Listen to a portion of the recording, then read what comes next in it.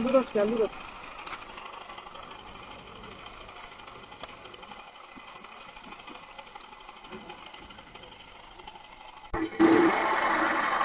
Back to my channel. मालूम है कि बहुत साल हो गए मैंने कुछ वीडियोस नहीं बनाए और ना ही मैं एक्टिव था यूट्यूब या इंस्टाग्राम पे कुछ रीज़न्स की वजह से। बट अभी 2026 स्टार्ट हुआ है तो मैंने सोचा है कि मैं यहाँ से अपनी जर्नी कंटिन्यू करूँ। तो इसके बाद आपको डिसअपॉइंट नहीं करूँगा। इसके बाद रेगुलरली वीडियो मैं अपलोड करूँगा और जितना हो सके मैं कंटेंट बनाते रहूँगा। तो अभी जो मैंने डिसाइड किया है कि सबसे पहले इस गाड़ी का मैं एक साल का रिव्यू बनाने वाला हूँ।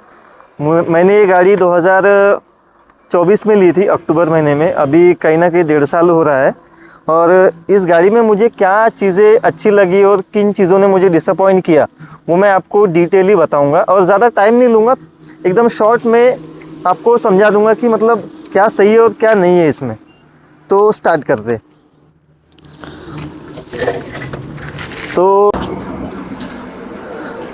तो स्टार्ट करते हैं गाड़ी के 1 ईयर के रिव्यू को कंप्लीट वीडियो के साथ।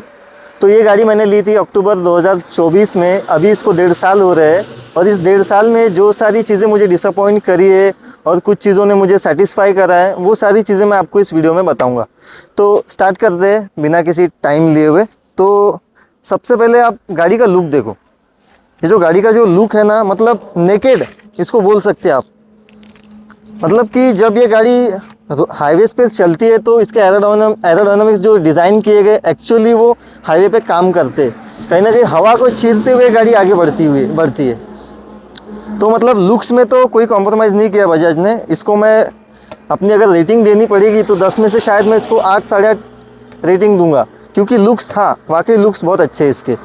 तो नेक्स्ट पॉइंट बात करते हैं गाड़ी के फ्रंट सस्पेंशन के बारे में। यूएसडी फोक्स, तो इसमें गोल्डन कलर के यूएसडी फोक्स दिए हुए हैं जिसकी मतलब शाइनिंग अभी भी जैसी की वैसी है। 1.5 साल हो गए लेकिन अभी तक इसका ग्लॉस में कोई भी कमी नहीं आई है। तो मतलब ऐसा भी नहीं कि मतलब कि कोई प्रॉब्लम आया हो, इस लीकेजेस आए हो या कुछ भी नहीं। ये जैसा कंपनी ने फिटेड किया है आज भी वैसा ही है। तो बात करते हैं अब गाड़ी के थर्ड पॉइंट के बारे में, जो कि है गाड़ी का ब्रेकिंग सिस्टम। अगर आप हाईवे पे गाड़ी चला रहे हो या सिटी में या फिर बस्ती में या फिर कहीं पे भी, तो गाड़ी की ब्रेकिंग स्ट्रांग होनी चाहिए। तो बजाज ने ब्रेकिंग बहुत स्ट्रांग दी है। और इसका जो ब्रेक पैड है मैंने अभी लास्ट सर्विसिंग में चेंज किया है। कहीं ना कहीं 10,000 किलोमीटर के बाद ब्रेक पैड चेंज करने पड़ते हैं, तो मैंने थोड़ा लेट चेंज किया, इसलिए मुझे ब्रेकिंग का थोड़ा इशू लगा। लेकिन एक्चुअली इशू नहीं था, वो ब्रेक पैड चेंज ना करने की वजह से मेरा ब्रेकिंग प्रॉपर हो नहीं रहा था। तो ये हो गया थर्ड पॉइंट। अब बात करते हैं गाड़ी के फोर्थ पॉइंट के बारे में। गाड़ी का जो फोर्थ पॉइंट है वो है गाड़ी का प्रोजेक्टर लैम्प। तो गाड़ी का प्रोजेक्टर लैम्प इतना मस्त है कि अगर आप रात में अगर गाड़ी चला रहे हो तो आपको सोचना नहीं पड़ता कि अगर मैं जाऊंगा तो लाइट रात में अंधेरा होगा या कुछ होगा, कुछ भी नहीं, क्योंकि आपके साथ आपका प्रोजेक्टर लैम्प दिया है कंपनी ने। ये प्रोजेक्टर लैम्प की जो लेंथ है ना काफ़ी अच्छी है। मतलब ऐसा नहीं कि अगर आप गाड़ी का प्रोजेक्टर लैम्प स्टार्ट कर दो तो लोगों के आंखों तक नहीं जाता, वो बस वेस्ट के पार्ट तक ही विजिबल होता है। तो मतलब ये एक चीज़ अच्छी दी है कंपनी ने कि आगे वाले को ये नहीं करेगा, वो परेशान नहीं करेगा इसका लाइट। तो एक चीज़ अच्छी थी। और अब बात करते हैं गाड़ी के सबसे बेस्ट पॉइंट जो मुझे बहुत पसंद है। ये गाड़ी मैंने ली ही उस वजह से।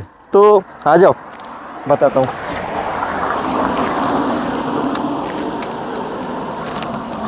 तो वो है गाड़ी का साउंड। तो मैं अभी स्टार्ट करके सुनाता हूँ आपको।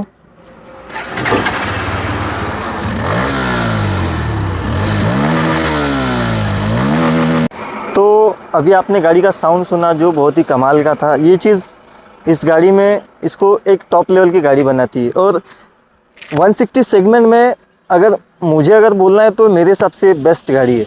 अदर गाड़ियाँ भी है बट मैंने इसका एक्सपीरियंस लिया है 1.5 साल, तो मुझे ये गाड़ी बहुत पसंद आई है। और मैं चाहूँगा अगर आप भी अगर गाड़ी प्रेफर कर रहे हो तो एक बार इसकी टेस्ट ड्राइव ज़रूर लीजिएगा। अगर आपको गाड़ी ख़रीदना हो या ना ख़रीदना हो, लेकिन एक बार बजाज के शोरूम में विज़िट कीजिए और ये गाड़ी का टेस्ट ड्राइव ज़रूर लीजिएगा। मतलब आपको समझ में आएगा कि और भी गाड़ियों से बेहतर इस गाड़ी में क्या है।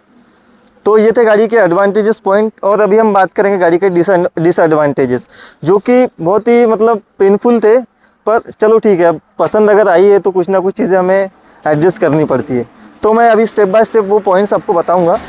जो सबसे बेकार पॉइंट मेरे को लगा है कंपनी ने TVS के यूरो ग्रिप्स के टायर दिए, अब दिए हैं चलो अच्छे, कुछ सोच समझ कर ही दिया होगा, लेकिन ये टायर 5 से 6 महीने में पूरी तरह से ख़राब हो गए मेरे टायर।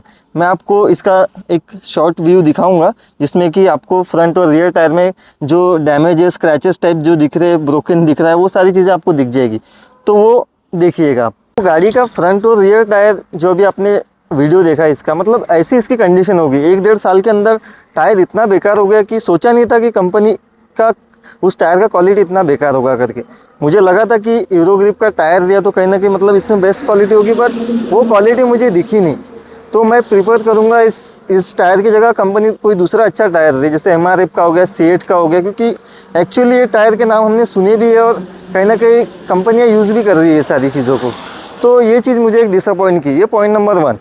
अब पॉइंट नंबर 2 की बात जो करते हैं, जब हम अगर गाड़ी चला रहे हो तो समझो अगर कोई पीछे बैठा है तो कहीं ना कहीं ब्रेकर वगैरह कुछ आता है तो मतलब एकदम से जो पीछे बैठा हुआ इंसान है वो सीधा आगे वाले के ऊपर आ जाता है। माना कि स्प्लिट सीट दी है, बट मतलब सेफ्टी के पॉइंट में देखा जाए तो मतलब इंसिडेंट होने का चांस ज़्यादा है कि मतलब पीछे का इंसान एकदम आगे उड़ के गिर सकता है। तो एक चीज़ है कि मतलब काफ़ी स्लीपरी लगता है, और इसका सीट कंफर्ट भी मतलब मुझे उतना खास सेटिस्फाई नहीं करता क्योंकि काफ़ी हार्ड है। मतलब अगर आप लॉन्ग ट्रैवलिंग अगर कर रहे हो तो कहीं ना कहीं मतलब पेनफुल हो सकता है आपके लिए। तो अगर इसके बाद अगर आप इसको मॉडिफाई करवा सकते तो आप वो बेटर ऑप्शन रहेगा, इसमें कुशन्स वगैरह डाल ले तो शायद थोड़ा सा कंफर्ट अच्छा मिले, बट ये सीट क्वालिटी उतनी खास लगी नहीं मुझे कंपनी की। तो ये हो गया पॉइंट नंबर 2। अब पॉइंट नंबर 3 की जो बात करें, जो मुझे इशू आया था, तो एक मिनट इधर आ जाइए, मैं आपको बताता हूँ। ये गाड़ी का फ्यूल टैंक कैप, तो इशू ये था कि ये जो होल था वो चोक हो चुका था, मतलब यहाँ से पानी पास आउट नहीं होता था, जिसकी वजह से इंजन में पानी जाता था फ्यूल के साथ। तो ये सारी चीज़ें कंपनी ने चेक करनी चाहिए बिफोर डिस्पैच, क्योंकि PDI इन सब चीज़ों के लिए होता है। क्योंकि इसके लिए मुझे कम से कम 1 साल तक तकलीफ़ हुई। लास्ट टाइम जब सर्विस सेंटर गया उन्होंने ये सारी चीज़ें मुझे क्लियर करके दी, 2 बार बताने के बाद भी ये चीज़ें क्लियर नहीं हुई थी। तो लास्ट टाइम मुझे खुद वहाँ जाके ये चीज़ क्लियर करनी पड़ी। तो अभी गाड़ी प्रॉपर चल रही है और वाटर का कोई इशू नहीं आ रहा है। तो ये हो गया पॉइंट नंबर 3। अब पॉइंट नंबर 4 की अगर मैं बात करूँ तो गाड़ी का जो मतलब लीकेज का एक इशू आया था, जो था ये सिलेंडर हेड से, यहाँ से ऑयल लीक हो रहा था जो कि नीचे की ओर आ रहा था, जबकि गाड़ी खरीदी हुए सिर्फ 5 से 6 दिन हुए थे। तो मतलब कंपनी ने PDI पे 100% ध्यान देना चाहिए, क्योंकि कस्टमर के हाथ में अगर ये गाड़ी जा रही है तो कहीं ना कहीं ये सारी चीज़ें इंश्योर करनी चाहिए। अभी खैर वो इशू तो नहीं है, बट ये मैं आपको बता रहा हूँ कि ये सारी चीज़ें मुझे काफ़ी प्रॉब्लमेटिक लगी।